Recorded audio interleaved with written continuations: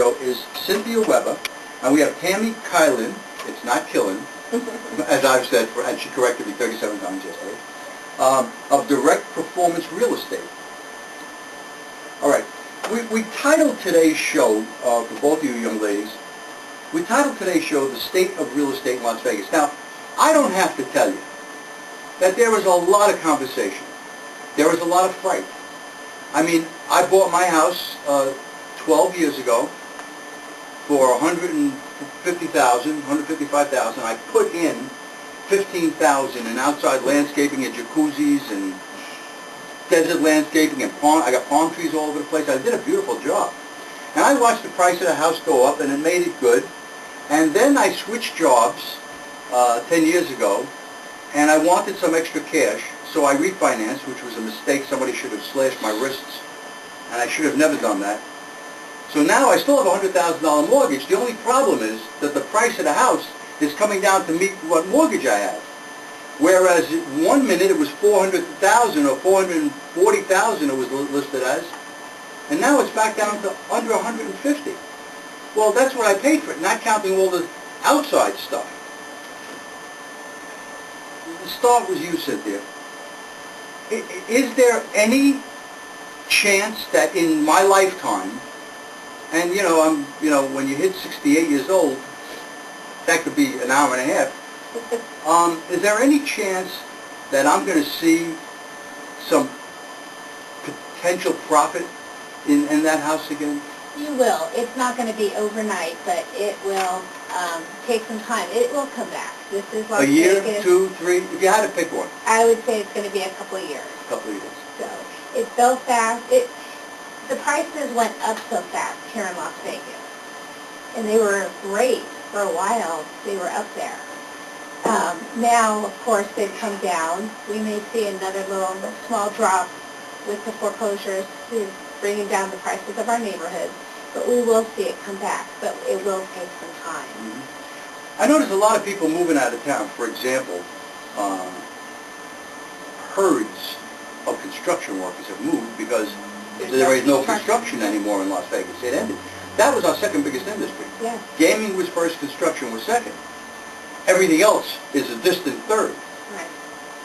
Between those two industries, they account for something like 90% of the gross product of this city.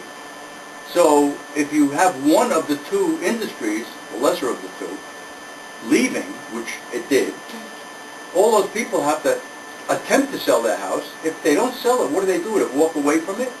Some are. They are just walking away. I heard that too. Yeah, they have the choice of trying to do a loan modification with their lender. But I heard that's not really happening. It's not. The lenders are really stalling on that.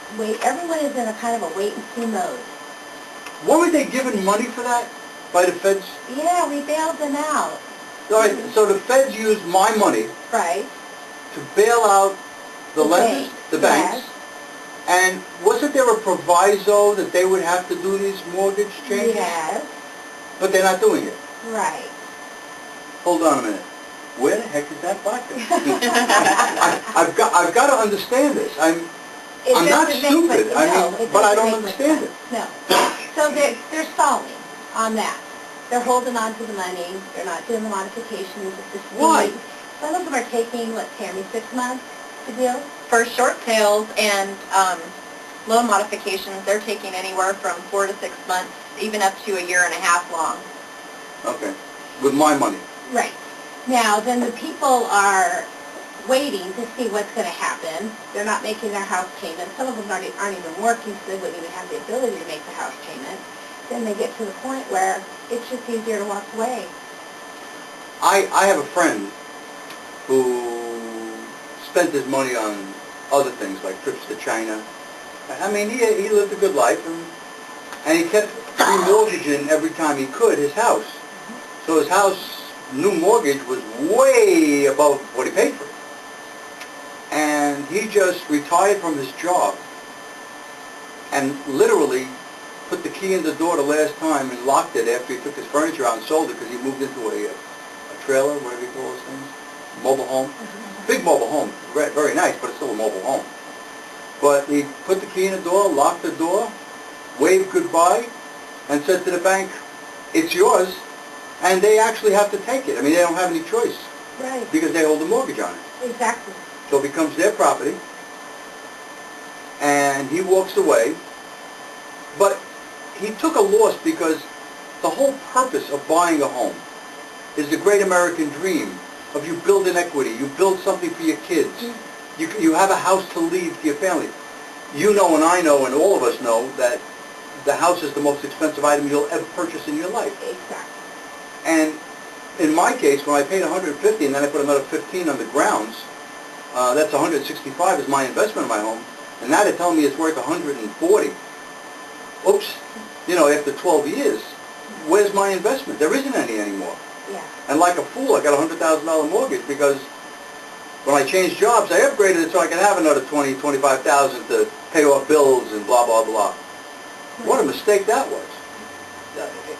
It's a frustration, but it's a direct lender. Yes. It's 217-1472 to reach you. And we guarantee the rates, and on my website every day is my rate from Guarantee Rate and all the other lenders. Oh, Wells Fargo, Bank of America, Chase.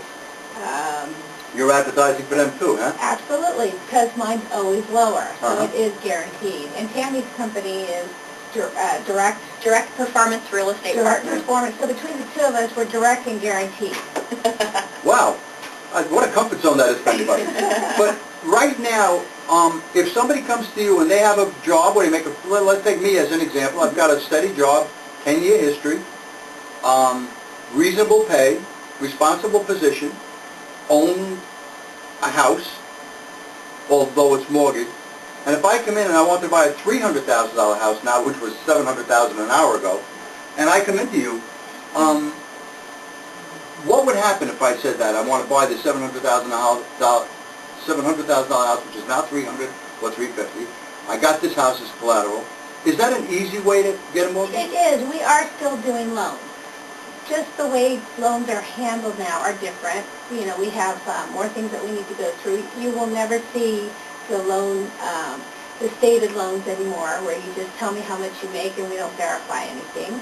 You You know what?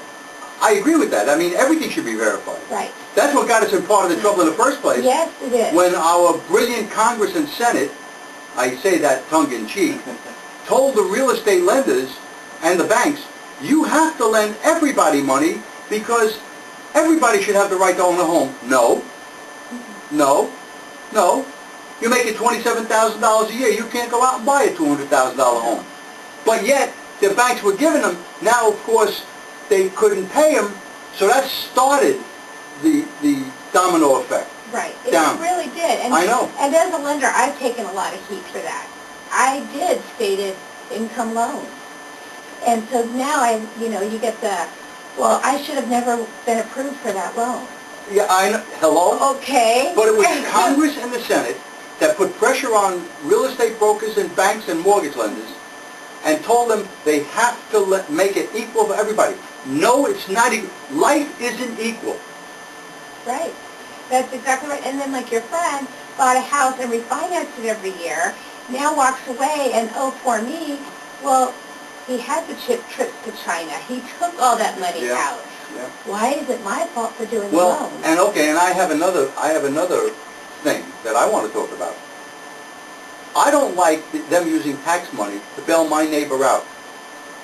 I didn't ask for anything. You ain't giving me anything. But 3 houses up from me, the government is in Summerlin is giving that people money because they're both out of work and they can't pay their mortgage, so they're getting help. Whoa! It's my money. I don't want them to get help. Let them move. Yeah. There are some of us who are not in foreclosure who do make all of our payments and who aren't modifying our loans that we took out when we bought our houses. But someone down the line who took a loan they shouldn't have ever, qualified for or are walking away are being helped. I put blame on the Congress and the Senate, the banks, and a lot of unscrupulous real estate people. And the borrower themselves. And absolutely, absolutely. And you never hear that. Well, no, you're absolutely right. The borrower. If you're sitting there and you know you make $32,000 and you got your eye on a $185,000 home and your mortgage payments are going to be $1,600 a month, how are you doing that? What are you going to use, a mirror? Anyway.